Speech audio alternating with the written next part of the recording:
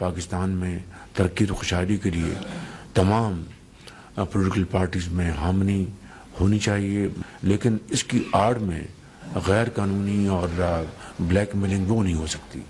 جو جائز معاملات ہیں اس کی روشنی میں ڈائلاگ آگے بڑھ سکتا ہے، جس کے لیے میں نے پہلے بھی دعوت دی اور اب بھی میں اس کو ریٹویٹ کر رہا ہوں۔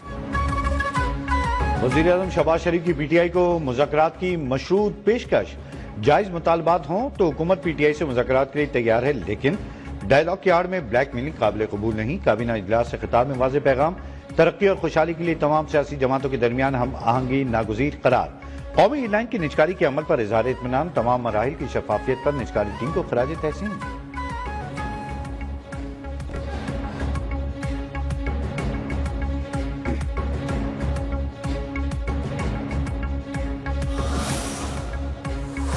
پی آئی کی نجکاری کے لیے بولی کا مرحلہ وار آغاز، 3 بڑے بزنس گروپس قومی ایئر لائن کے حصول کے لیے میدان میں آ گئے۔ بولی دہندگان کی طرف سے سیل شدہ بولیاں سپہر 3 بجے کھولی جائیں گی۔ بولی کی کابینہ سے منظوری کے بعد 90 دن میں جائیداد اور واجبات کی منتقلی ہوگی۔ کامیاب بولی دہندہ کو اختیار ہوگا کہ وہ ادائیگی کے بعد باقی 25% شیئر بھی اپنے نام کر لے۔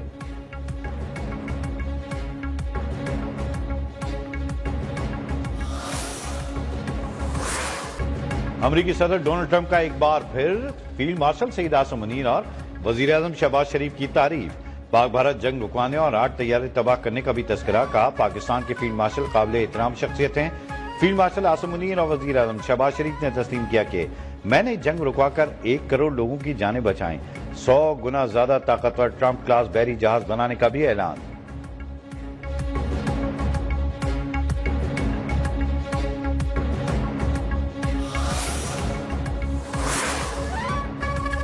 وفاقی وزیر داخلہ محسن نقوی کی کرک میں پولیس پر دہشت گرد حملے کی مذمت، فائرنگ میں شہید 5 پولیس اہلکاروں کو خراج عقیدت۔ لواحقین سے دلی ہمدردی اور تعزیت کا اظہار، کہا شہداء کی قربانیاں رائے گاہ نہیں جائیں گی، ریاست پوری قوت سے جواب دے گی۔ سیکیورٹی پر مامور اہلکاروں پر حملہ درندہ صفت عناصر کی کھلی جارحیت ہے۔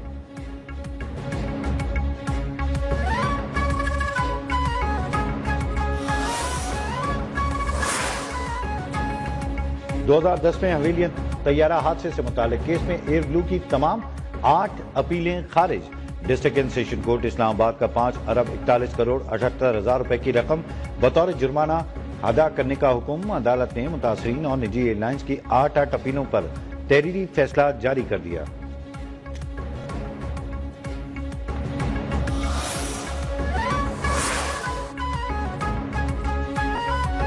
حکومت پنجاب کا قبضہ گروپوں کے خلاف کارروائی کو مزید فعال کرنے کا فیصلہ، مقدمات کی سماعت کے لیے 36 ریٹائرڈ ججوں پر مشتمل ٹریبونل قائم، نوٹیفیکیشن جاری، ٹریبونل کمشنر اور ڈیپٹی کمشنر کے احکامات کے خلاف اپیلوں کی سماعت کریں گے۔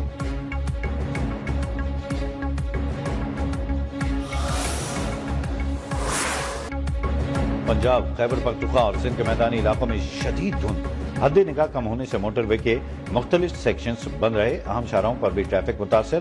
رحیم یار خان میں ظاہر پیر انٹرچینج کے قریب ایمبولینس بس سے ٹکرا گئی، 4 افراد موقع پر ہی جاں بحق، 3 زخمی اسپتال منتقل۔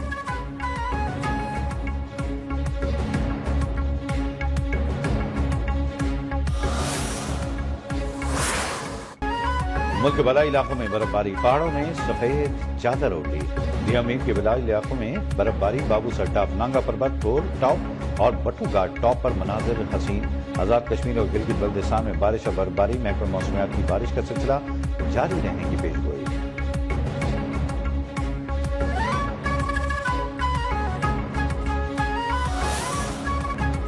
Chairman P C B Mohsin Naqvi کا آئی سی سی کو بھارتی کھلاڑیوں کے رویے کی شکایت کرنے کا اعلان، کہا بھارتی ٹیم نے ہمارے کھلاڑیوں کو اکسایا، ہمارے کھلاڑی نے صبر کیا، کھیل کو سیاست سے الگ رکھنا چاہیے، بھارت کے خلاف ٹیم کی فتح تاریخی تھی۔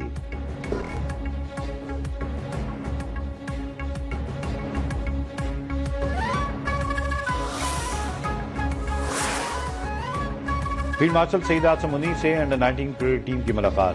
آئی ایس پی آر کے مطابق فیلڈ مارشل سے نوجوان کھلاڑیوں کی ملاقات جی ایچ کیو میں ہوئی۔ فیلڈ مارشل کے کھلاڑیوں کو شاندار کارکردگی پر مبارکباد، ڈسپلن، ٹیم ورک اور شاندار مقابلے کو سراہا۔ نوجوان کرکٹرز کے عزم اور جیت کی لگن کی تعریف۔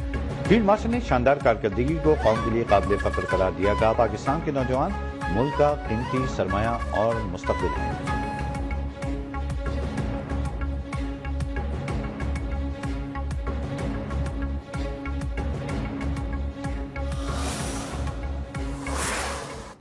اکھنڈ بھارت کا انتہا پسند نظریہ پورے خطے کے امن کے لیے خطرہ. بھارتی خفیہ ایجنسی ڈرا نے عثمان ہادی کی شہادت کے صرف 2 روز بعد ایک اور بنگلہ دیشی رہنما پر قاتلانہ حملہ کر دیا. سر میں گولی لگنے سے نوجوان رہنما محمد مطالب شدید زخمی. بنگلہ دیش کی نوجوان قیادت کو بھارت کی جانب سے مسلسل دھمکیاں مل رہی ہیں.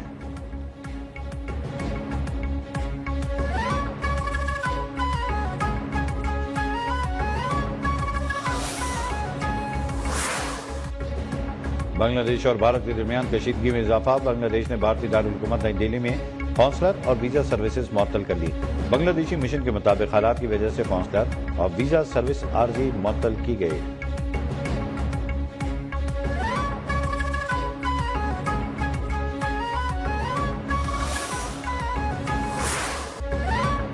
غزہ اور شجاعیہ میں اسرائیلی بمباری. مزید 3 فلسطینی شہید. مغربی کنارے میں قابض فوج کی فائرنگ سے بچہ شہید. جنوبی لبنان میں بھی اسرائیل کی بمباری. حزب اللہ کے 2 اہم ارکان کو نشانہ بنانے کا دعویٰ.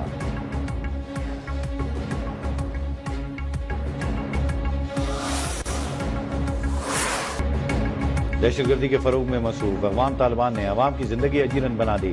اقوام متحدہ کے ورلڈ فوڈ پروگرام کی رپورٹ کے مطابق افغانستان میں 1 کروڑ 70 لاکھ افراد غذائی قلت اور شدید بھوک و افلاس میں موسم سرما گزارنے پر مجبور. افغانستان میں غذائی قلت کے شکار بچوں کی تعداد تقریباً 40 لاکھ سے تجاوز ہونے کا خدشہ.